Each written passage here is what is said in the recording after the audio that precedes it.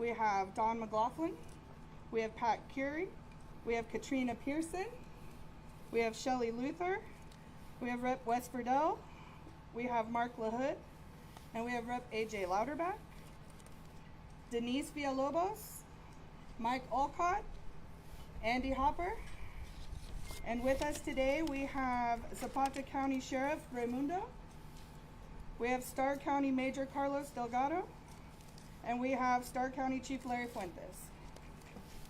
Thank you.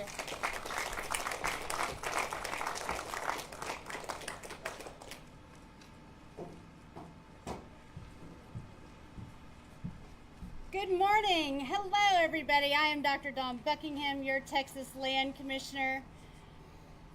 And it is a joy and a pleasure to be with you on this exciting and auspicious day. Before we begin, I'd like us to take a moment of silence for the children that we have lost to the brutality of those who have come across the border. Please join me.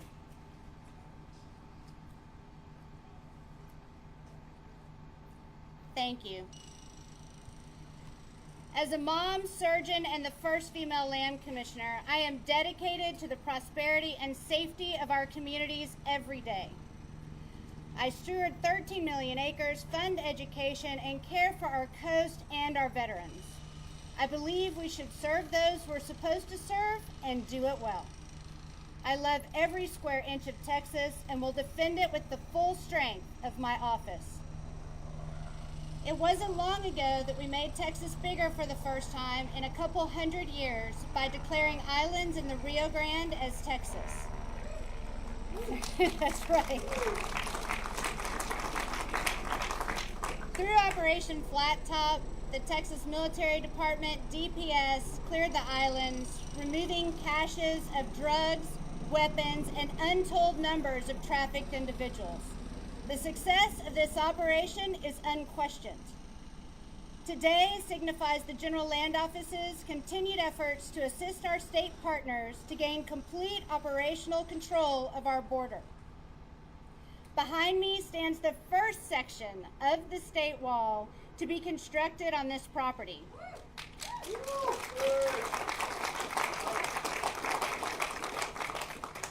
It is my promise to all Texans that as Land Commissioner, I will do everything in my power to stop the pain and suffering that has been happening on this property. The previous owner would not allow law enforcement on this ranch.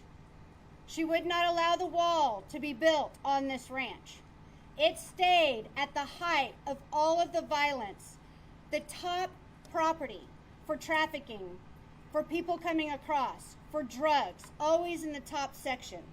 But that will no longer be tolerated. In less than 24 hours of purchasing this property, we had the right-of-way done for the wall.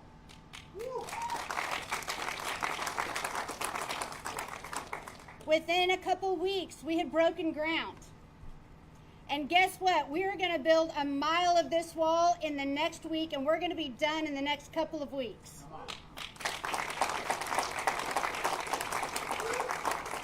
So I say it with love. If you want to get it done and you want to get it fast, Texas knows how to do it right and put a woman in charge.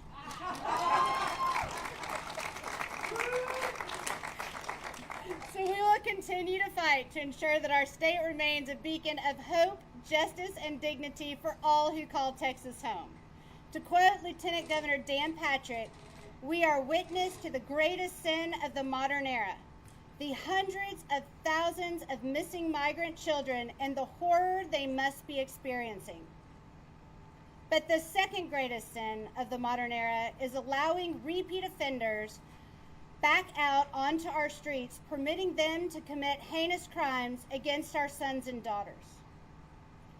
Take, for example, the loss of our own children, like Jocelyn Nungary, Laken Riley, and Elizabeth Medina.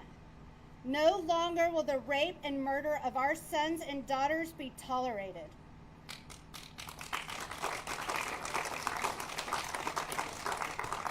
We are completely united with President Trump to rid our country of illegal, violent criminals. As many of you are aware, I have extended an offer to President Trump and incoming border czar Tom Homan, to use this 1,400-acre property to construct a facility for the processing, detention, and coordination efforts of what will be the largest deportation of violent criminals in our nation's history.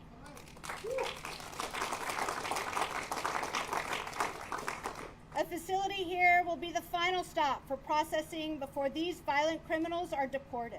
This will reduce the burden on our local jails and keep our Texas children safer. President Trump and Mr. Homan, I meant it when I said that I will do everything in my power to help this administration.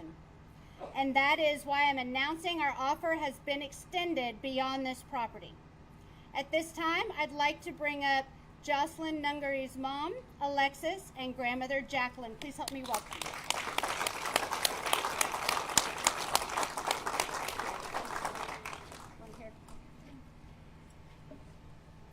So we have an exciting announcement. The new project that the General Land Office is going to embark in that I have created is the Jocelyn Initiative, in which we will locate appropriate land under my jurisdiction to lease for the construction of violent criminal deportation facilities. My office has identified several of our properties and is standing by ready to make this happen on day one of the Trump presidency.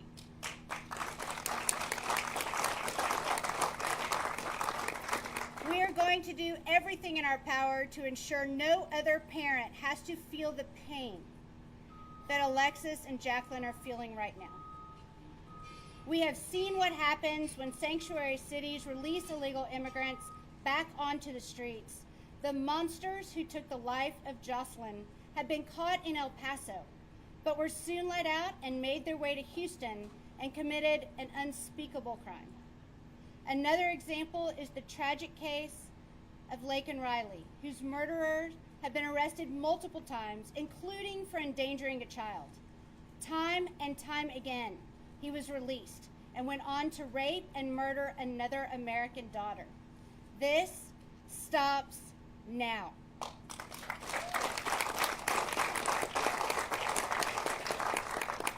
With the help of our local, state, and now, after 4 years, our federal partners, we can continue to deal major blows to the cartel's influence over South Texas.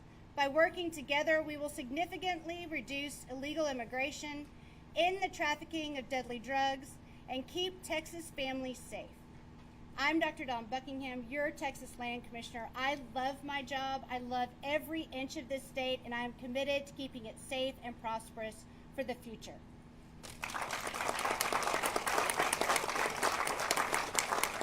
Please help me welcome Alexis to the stadium for some time.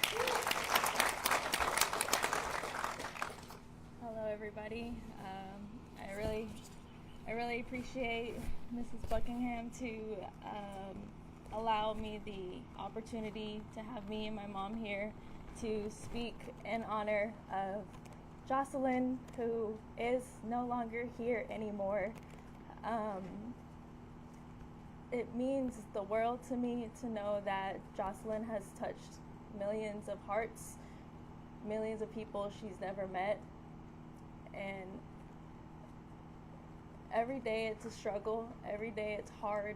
Some days are easier than others, but it never takes away the fact that she's not here anymore due to heinous people who were let in this country to do what they did to her.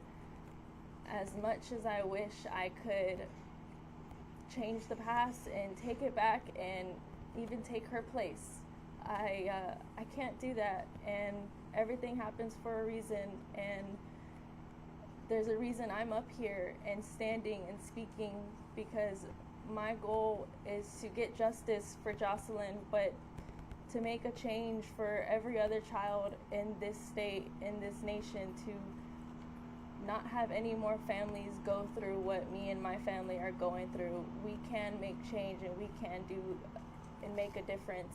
And Jocelyn's voice was ripped away from her, unfortunately, but mine is still here. So I will forever, for as long as I live and breathe, forever shout her name, say her name, and do whatever I can in my power to make her death prevail and have way bigger purpose than what it has ever became. Thank you.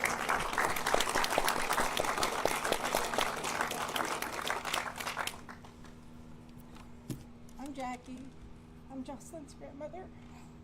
I was her Mimi. What started off as my beautiful girl, as our family, has now become everybody's beautiful girl. And the outpouring of support and love that we have received, I could never have fathomed. You know, my baby always talked about wanting to be famous, and her name is everywhere now. And we're gonna do right by her, make sure her legacy lives on. And Ms. Buckingham, thank you for this honor and allowing us to be part of this, because this shows we're taking back power, and we're taking back our peace, and we're taking back hope, so that none of the families have to go through what our families go through, because this should have never happened. Those monsters should have never been here. And I'm looking forward to the future, because we didn't have a future. And now, hopefully, it'll become brighter, and we can just continue living through Jocelyn and make sure her legacy just lives on. Thank you, everybody.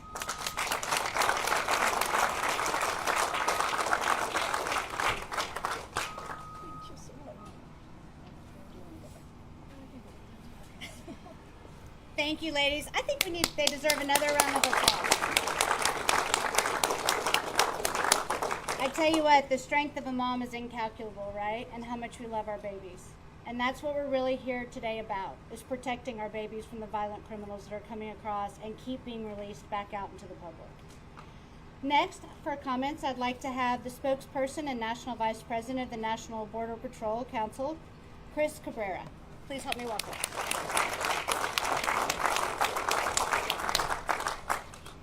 Good morning. My name is Chris Cabrera. I'm Vice President for the National Border Patrol Council. You know, the stories we've heard are all too common. They're happening quicker and quicker, and unfortunately this administration has made stuff like this possible and more common.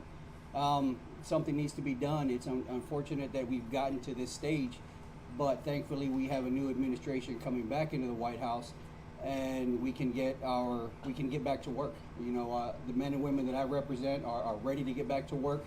We're ready to work with this new administration and take back what belongs to this country and get this job done.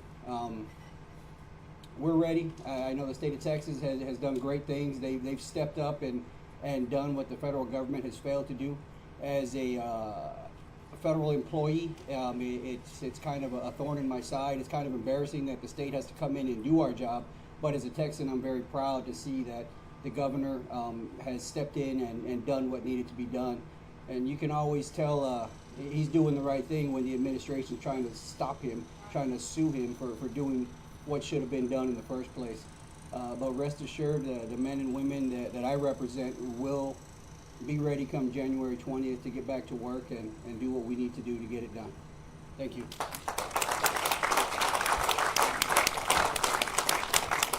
And next, this person needs no introduction, this shy introvert. No, I'm just teasing.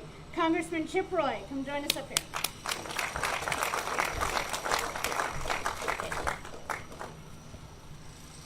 Well, good morning, everybody. Had to check what time of day it is. Dawn, thank you. Thanks for your leadership. Thanks for what you're doing, bringing this great group of Texans and leaders and the state legislature from down in South Texas and across the state, so that America can see, and all the people that are watching the news can see, that Texas takes this seriously. Obviously, we are thankful to the Lord Almighty that there's help on the way in January. But Texas has been the state that has stood in the breach. And it is 12, 13, 14 now $billion later. And we've got some work to do in D.C., I got to tell you, and make sure that Texas gets paid back. Because Texas shouldn't have had to do the job. Texas shouldn't have had to do the job that Chris pointed out. The guys at Border Patrol, the guys at ICE, they all wanted to do their job. Let's be very clear why we're here. We're here because the Biden administration, still in office, still in power, still the President of the United States, has utterly refused to do his job to secure the border, purposely, intentionally, and has released millions of people onto the streets of this country, including dangerous criminals, people who are known or suspected terrorists, and as a result, Americans have died, and Americans are dying. That is why President Trump was swept into office. That is why Republicans were given the trifecta in Washington. That is why the legislature is growing here in Texas. And it is now why it is our duty, our job, to get the job done in January. No excuses. I don't want to hear one excuse from any Republican across this great country about why we don't do our job to secure the border of the United States and, yes, deport the millions of people that were released unlawfully and frankly, purposely into the United States. That's our job, and we ought to do it. One final point I want to make, and why I came down here. I've gotten to know Alexis over the last several months. I just want everybody to put in perspective and think that it's mid-late November. It was just 4 months ago that she lost her daughter. Just a little over 4 months ago. And I met Alexis when she came to testify at a House Judiciary Committee hearing. And it was one of the more courageous testimonies I've ever seen and witnessed since I've been in Washington and in politics. And she sat there in front of the House Judiciary Committee and she testified. And some of my colleagues on the other side of the aisle wanted to diminish the testimony. And then some people who were running campaigns wanted to diminish that Alexis was willing to speak out and speak out about the actual political reality of what this election was about. And I can't say enough what an inspiration she's been, and how much you are truly honoring your daughter by doing what you're doing to stand up to do what is right for our country. We sat in the back of the House Judiciary Committee room and sat in the back conference room and talked for a while, and we talked about her history, her family's history, coming to this country and wanting to live the American dream, but do it the right way, to follow the law, to not look for handouts or for government to do something, but to come here because that's why migrants want to come here. They come here for the rule of law. They come here so you can achieve the American dream, not to have government walk away from both of those things, the rule of law and making sure that we're not giving out handouts and things that undermine what it means to succeed in this country. We talked about that. And I'm just deeply appreciative of Alexis and her mom for being here today and being here with Dawn. And I'll just close with this. This country is only as good as our respect for its sovereignty and who we are as a people. The Vice President-elect, J.D. Vance, who's a friend of mine, likes to remind people that when people say that America is an idea, that's not enough. We're not just an idea. We're a nation. We're a nation of people, a nation of communities, a nation of laws. And we're brought together to carry out the American dream I was talking about before for our kids and our grandkids. And you can't do that if you undermine our sovereignty as a people. And people say, well, just deport the criminals. Well, hold on a second. We had people in this administration lawlessly dumping people into this country. We have now 51.5 million foreign born, the highest percentage we've ever had in our country's history. We've got to take a step back and remember that we've got to protect this country and make sure that it will exist for generations to come. And you do that by securing it with physical structures, but also enforcement of the law. We must, and this to all my colleagues in Washington, as I said before, no excuses. We must pass permanent changes to law. We must make it to where no president can ever do what this president has done to this country. We must reverse the damage of the Biden administration. We must stand up, particularly the Texas delegation, and defend this state along with the great people in the Texas legislature, our great land commissioner, our governor, our lieutenant governor, and all the great people of this state.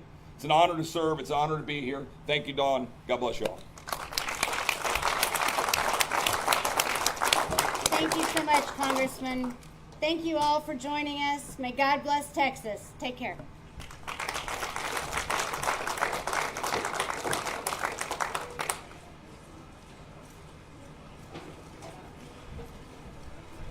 So again, for one-on-one interview questions, if y'all want to line up along this fence here, we can pull you guys in one by one. Thank you.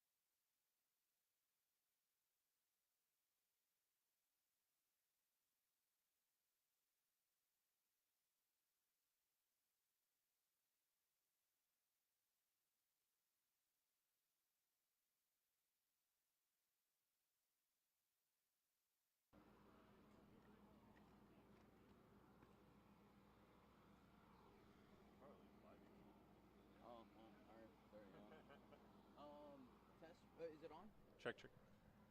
Yeah. Check, check, check, check, check. Mic check. 1, 2, 3, 4, 5. Check, check, check, check, check. 1, 2, 3, 4, 5. See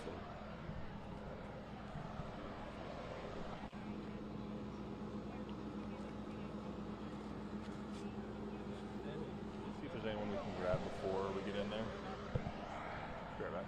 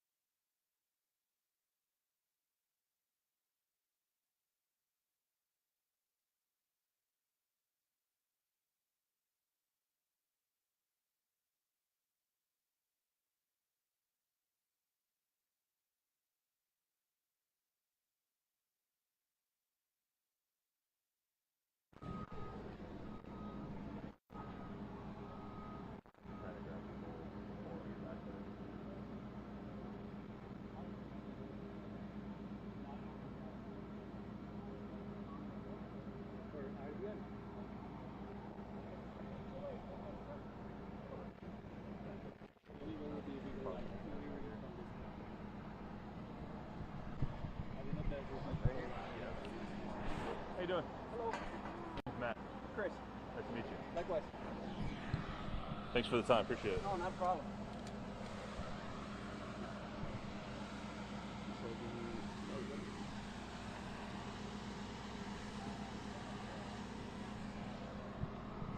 All right, we're good to go. Good to go. Perfect. Can I just have first name, last name, and title? Chris Cabrera, Vice President, National Border Patrol Council. How problematic is this particular area down here in Starr County? Have you guys seen a lot of trafficking? Yeah, traditionally it's been one of our biggest problem areas, whether it's a crossing of people, smuggling of people, and drugs. Drugs is a big problem in this area in particular.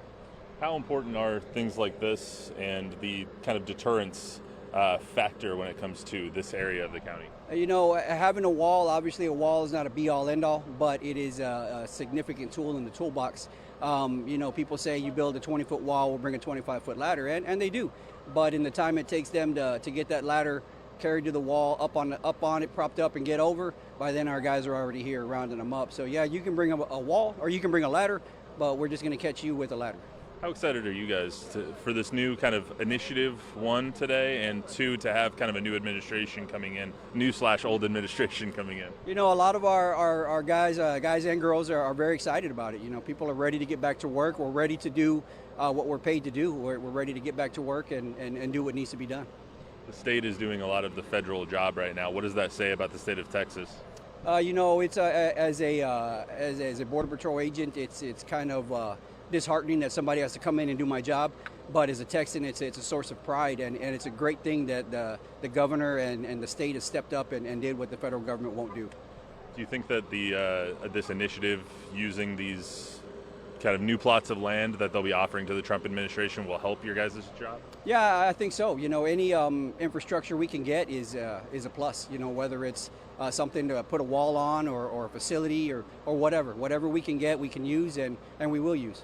What does this event say, when having all of these state legislators here, having the congressman here, having Jocelyn's family here? What does this say about how important this issue is? Well, you know, you look at it on multiple levels. One, you know, having the state of Texas behind you, living in the state is a good thing. Obviously, the federal government hasn't been behind us for the longest time. And having the community, whether it's Jocelyn's family or even this county in particular. I mean, this county in particular, the mood has changed towards illegal crossings. Obviously, they're starting to take it serious now. You know, you have a lot of ranchers, a lot of farmers out here that fences get torn down, crops get destroyed by people crossing through them, and people are tired of the mess. Thanks, sir. Appreciate you. Thanks so much.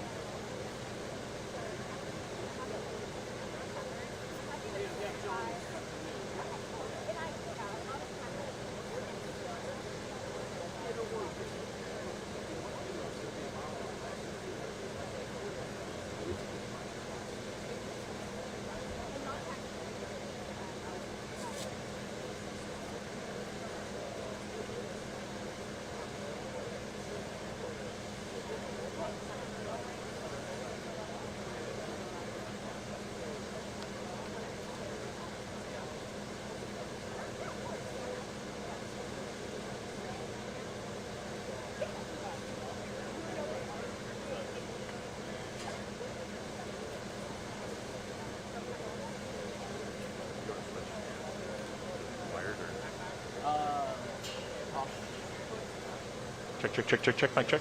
I'm just gonna get this done. Okay.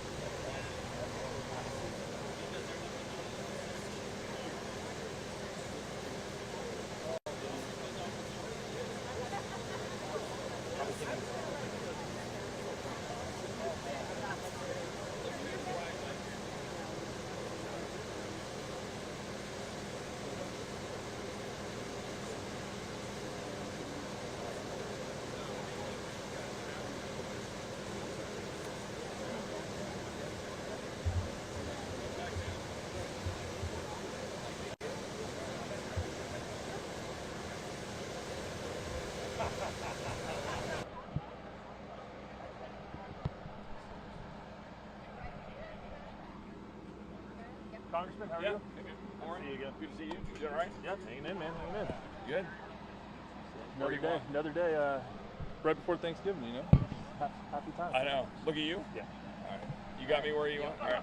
Ready to roll? So, Congressman, what does today say about what Texas is doing to try and secure the border? Yeah, great to be down here with Don Buckingham, the land commissioner, doing a great job leading. I know Governor Abbott is with Tom Homan and some other parts along the border. Texas is demonstrating that we're going to step up and fill the breach. But let's be clear, as the guy here, Chris from Border Patrol, who's the vice president of the Border Patrol Union, he pointed out, it's kind of embarrassing that Texas is having to do the work that Border Patrol is supposed to do. The line guys want to do it. They want to fight. They want to secure the border. But this president, this administration, been prohibiting them from doing that, and worse, forcing them to facilitate the releases of people in our country, including criminals, like the criminal who killed, unfortunately, Jocelyn Ungare. And it was great to have Alexis here, her mom, today. But this is a great day where we're down here demonstrating we're going to do the work. But importantly, we got to do our job in D.C., and we got to pay Texas back, and we got to make sure we're given the resources needed to Border Patrol and ICE to get the job done, but importantly, change the law permanently so we can never have this happen again. That's one of the things I was going to ask you. That's one thing you mentioned is paying Texas back. Does that mean for all of Project Lone Star, or does that mean for the $3.8 million that they spent on this piece of land? What does that really mean? I mean, frankly, it should be all of it, because we shouldn't be having to do this job. It is a clear duty of the federal government and the Constitution. But at a minimum, we ought to be getting paid back for all the stuff we're having to do to build the fencing that should have been completed, but also do a lot of the support in the back on the patrolling, the razor wire when we had to put that up in order to prevent flow in certain parts along the border. And so those are all things that we need to look at. But Texas has been taking on the chin. That's $13-14 billion taken out of Texas, where we could have used that for roads, highways, facilitating schools and whatever we need to do for the people inside of Texas. Yeah, that's in $3.8 million here. Obviously, many billions of dollars spent across the state. Is there a timeline that you guys are trying to get some of that back to Texas by? What does that look like from a federal level? Well, look, I mean, I certainly think it ought to be a priority in the next appropriation, and certainly, we're talking about the need to apply fees to all of the parolees that have been released into the United States, tax remittances. I think some of those remittance taxes that are coming back probably ought to go back to pay Texas, and not just Texas. I mean, there's a few other border states that have had to fill the gap, but I think certainly Texas has been the one that's taken it on the chin the most. So I think we can do a lot in what we call reconciliation in Washington, which is the package that we can move through with a majority vote out of the Senate. So I expect us to do some of that work with the fees and remittances, parole fees, and so forth. So hopefully we can get some of that revenue and do some good things with it. As far as the detention centers and whatnot on a piece of land like this and across the state of Texas, where are you standing on the mass export or deportation of criminals from the state of Texas and using detention centers such as the one that might be built on this land right here? Yeah, I mean, whatever it takes. I mean, I was glad to see Dawn talking about that Texas resources will be made available to facilitate the Trump administration's efforts to engage in what needs to be done in terms of deportation and removal. As I said here, it shouldn't just be criminals. Obviously, we want to focus on getting criminals either in jail behind bars or out of our country or both. But importantly, it's also the fact that we've had however many million, we're trying to get a beat on the total number, 5.5 million that were released into the United States unlawfully and illegitimately under this so-called parole program, they are not lawfully present in the United States. So we've got to remove all of the people because a lot of these folks are using a lot of the social welfare state in our country. We're eating the bill in Texas. We're eating the bill in our schools, in our hospitals, in our jails, and all the public services. I mean, talk to Kinney County. Like Brent is down here somewhere, wherever he is. Talk about how many arrests they've had in Kinney County from 2021 to now. They were doing about 170 a year, and they've had something like 16,000 since then. I mean, it's absurd what we've done to the people of Texas. So we need to pay them back. We need to make sure that we do what we need to do to get deportations done. Whatever resources Texas can do sharing with the federal government, great, but the feds need to step up and do their job. When it comes to bringing and taking so much of this land, she mentioned multiple plots of land as part of this Jocelyn's initiative. Yep. Is that something that the Trump administration should take Don Buckingham and the state of Texas up on, or how should that work? Well, I certainly think the feds ought to consider it. I'm not going to get in front of Tom Homan or get in front of the, presumably the new Homeland Security Secretary. But what I do think is the federal government ought to work directly in coordination with Texas, Governor Abbott, with Don Buckingham. Whatever resources can be brought to bear to solve the problem, we should do it. This is not new. I mean, this is our job, to secure the border of the United States. So if we can use this land, awesome. If we can use other parts, other land throughout Texas, awesome. If we can use existing facilities, awesome. Whatever we need to do to get the job done, it needs to be done quickly. Anything else you'd like to add? No, I think we're good. Perfect. Thanks so much. Appreciate Happy y'all. Thanksgiving. Yeah, you too.